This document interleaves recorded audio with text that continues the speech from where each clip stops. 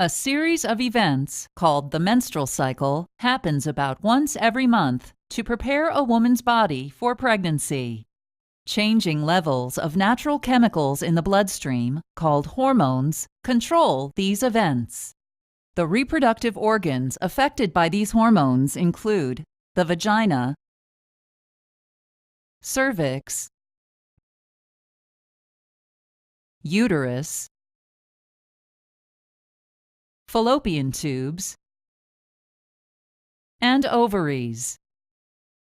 The ovaries produce two main hormones called estrogen and progesterone. As the level of estrogen begins to rise, it causes the normally thick mucus inside the cervix to thin out. Estrogen also triggers other hormones to cause one of the ovaries to release an egg.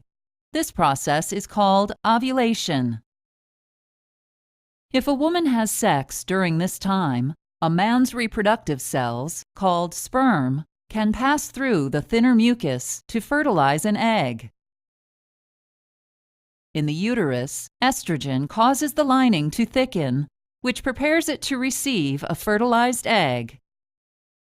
Rising progesterone levels cause glands in the lining to release fluid that feeds the fertilized egg. Progesterone also causes the thinned-out mucus in the cervix to become thick again, which prevents sperm from passing through. If an egg hasn't been fertilized, the levels of both estrogen and progesterone begin to fall. This drop in hormone levels causes menstruation, a process where the uterus sheds its inner tissue lining and blood through the vagina. Birth control pills are medications that a woman takes every day to prevent pregnancy. The most common and effective type of birth control pill is a combination pill. It contains both estrogen and progestin, which is a man-made hormone similar to progesterone. The estrogen and progestin from the pill maintain constant levels of these hormones in the body. These levels prevent the body from releasing similar hormones that cause ovulation. Without ovulation, there is no egg available for fertilization, so a woman can't get pregnant. Progestin also prevents pregnancy by keeping the mucus in the cervix thick enough so sperm can't get through it.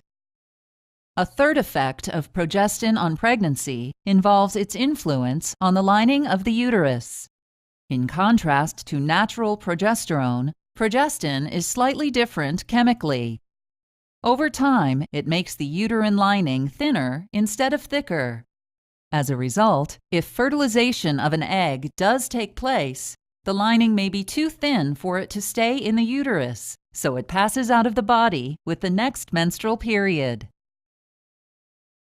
Combination pills usually come in 28-day packs.